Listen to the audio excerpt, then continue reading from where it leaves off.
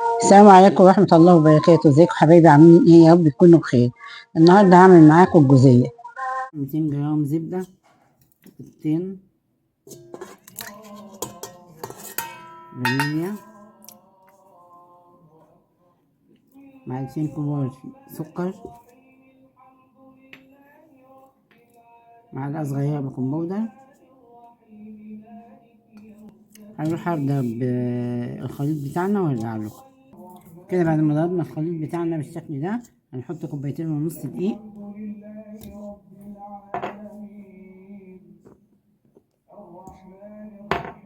كده اتنين، كده كوبايتين ونص، ونص كوباية نشا.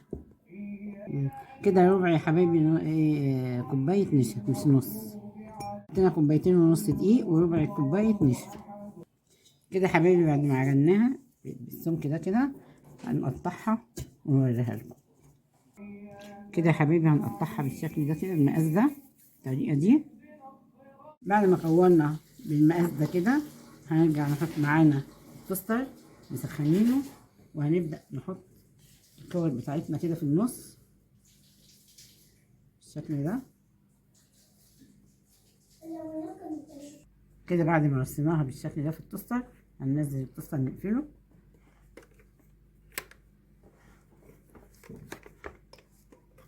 كده. بعد ما استوت معانا بالشكل ده هنطلعها. طبعا هقول لكم وانا بحشيها هنعمل ايه فيها.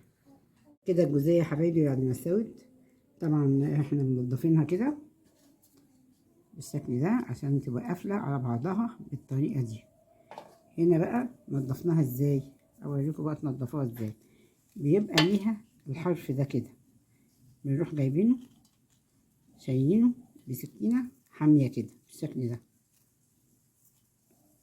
ما بنخليش فيه ايه الحرف ده خالص عشان تقفل على بعضها، يبقوا مقاس بعض.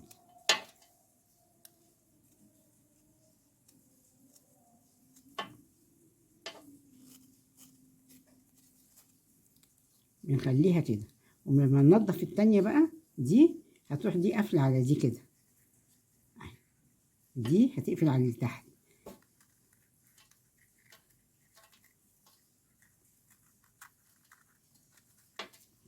بصوا قفلت ازاي.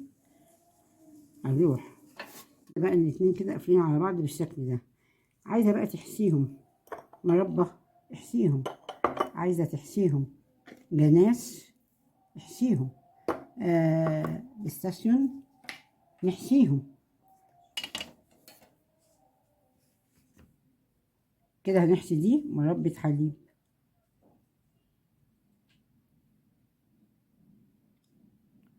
بالطريقة دي. طبعا بنخليها تيجي على الحروف عشان ما تقفل تبقى ماسكة ببعضها.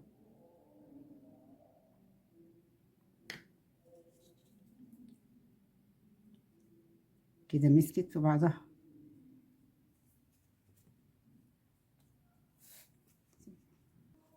كده بقى معانا فستق مطحون ونحطه فيه يبقى بالشكل ده كده. لو عندنا ورق بقى اللي هو بتاع الشوكولاتة، كده عندنا ورق بتاع الشوكولاتة نقوم حاطينها كده بنفس الطول ده. هوريكم ان احنا عملنا بكام طعم بقى. هنعمل واحدة معانا تاني طعم مربى المشمش، مش عشان طعم التلاجة جامدة شوية.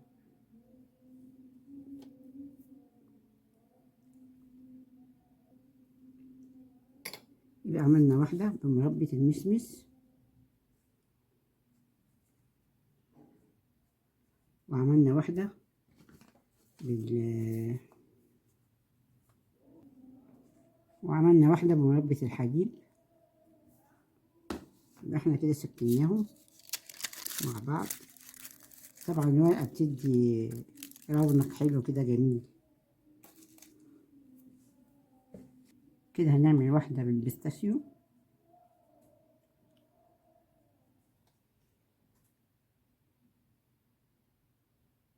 نحاول الحروف يبقى يجي عليها كده عشان تبقى ماسكة ببعضها ما تفصلش عن بعضها. يعني تشكلي بأي حاجة عندك تشكلي بيها. هنقصها برضو بالفستق بالشكل ده، تعمليها بالأطعمة تبقى جميلة جدا. وهنعمل واحدة بالجناش.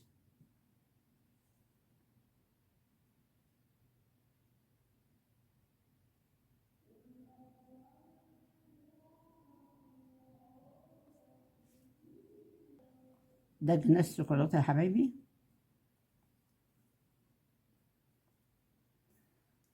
نقصها برضو في الفستق.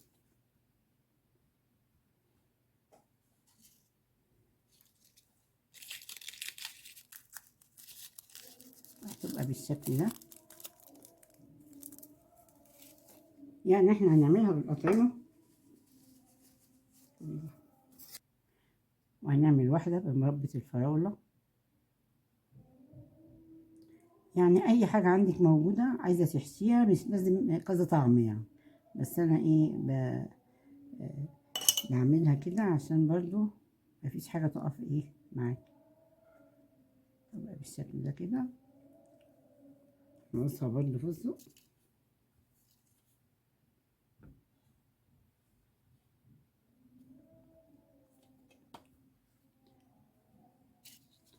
ممكن بقى لو مفيش ممكن تسيحي شوكولاتة عادية. لو مفيش أي حاجة من دول ممكن تصلحي تسيحي شوكولاتة وتحطيها فيها. يبقى احنا عملنا كده الخمس خمس أنواع. أول هخلص الكمية اللي معايا وارجع لكم تاني. كده الجزئية بعد ما خلصناها يا حبايبي بالجمال ده.